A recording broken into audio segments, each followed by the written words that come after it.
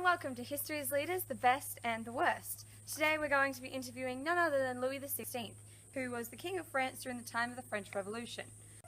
The fact that he was the supposed leader in the time of the Revolution is pretty self-explanatory. He was not a very good king. But although that may be the opinion of many, today we're going to get Louis's personal opinion on the matter. Stay tuned.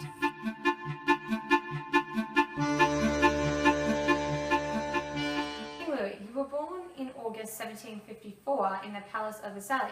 What were you named and given the title of? Also, what did the title you were given signify?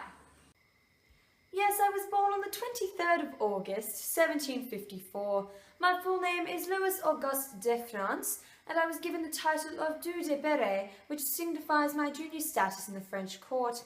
I believe I was very important. You were the son of Louis, Dauphin of France, and Mary Joseph. Tell us about your parents and grandparents. Ah, yes, you see, I was not often noticed by my parents as they spent most of their time focusing on my elder brother who, unfortunately, died at the age of 9, poor chap. My mother was very beautiful, definitely where I get my good looks from, and she was the daughter of Frederick Augustus II of Saxony, who was also the King of Poland. My father was a good chap as well, but unfortunately, I did not really have the time to get to know him. Louis, you stated before that you never really got to know your father. Why is this, and was it the same way with your mother and brother? My brother, who was the original heir to the throne, died in 1761. I was only very young at the time, and so I don't really remember getting to know him. After all, he was the one being groomed for the throne originally, before his passing. My father passed 4 years later of tuberculosis, and my mother never really recovered after both of their deaths. She passed in 1767, leaving me to be the only heir to the throne. So you were the only heir to the throne, but some people say that you were very shy. Is this true? Just because I don't enjoy talking to those who do not matter does not make me shy. A little reserved, maybe, but I was tutored by many French noblemen. I studied religion, morality, and humanities. I excelled and enjoyed learning Latin, history, geography, and astronomy. I also achieved fluency in Italian and English. And to add to all these wonderful achievements, I spent most of my time participating in physical activities, for example, wrestling and hunting. So tell me, why would I waste my time talking when I'm so busy accomplishing all these amazing endeavours? Fair point, well made. It's stated in many writings about you that you're an incredibly indecisive person. Is this true? Ah, yes, the art of indecisiveness. The ability of seeming unable to make a decision is a very special skill which is possessed by few. I dare say that many more people could use it.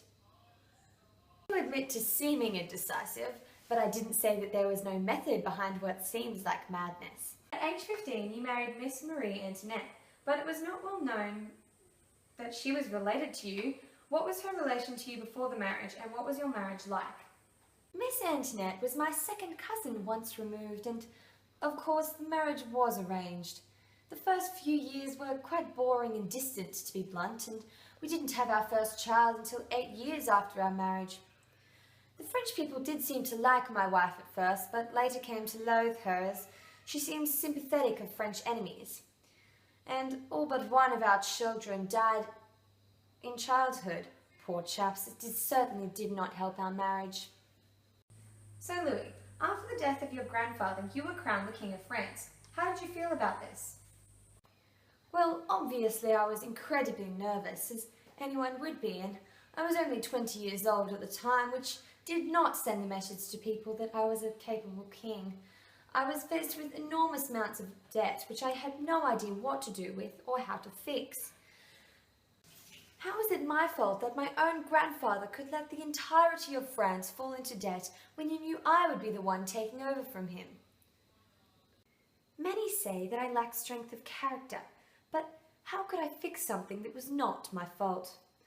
The people of France weren't exactly welcoming, thanks to the debt, and the situation I was thrown into pretty much imprisoned me for my entire reign. It is known that you enjoyed studying religion. In the first few years of your reign, what did you focus on?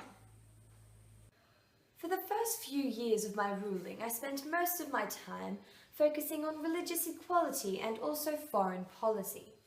I brought forward a new law that granted non-Catholics legal status and the right to openly practice their faith. It was definitely one of the only things positively recognised while I was king.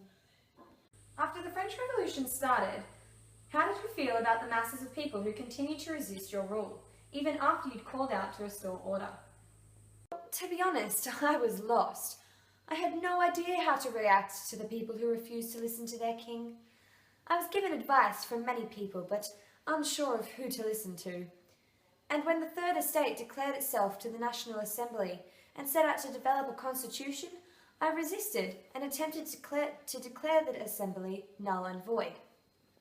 But the situation didn't improve, and after that I decided to try and calm the crowd by acquiescing to their demands, but as you know, it didn't end well for me.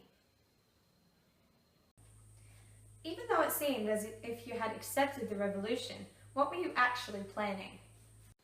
I resisted the advice given to me by monarchists, which all stated that would have saved the order that existed before the revolution, and instead allowed my wife Maria, then known as the unpopular queen, to plot against the revolution in secret. Unfortunately, in October, a mob of revolutionists forced us to move from Versailles to Tuileries, and in June we were then forced to flee to Austria. On the way to Austria, however, we were captured and taken back to France. It was not long later that I was, Well, that's all from us here today. Hope you enjoyed this week's show, and I'll see you all next time. Bye.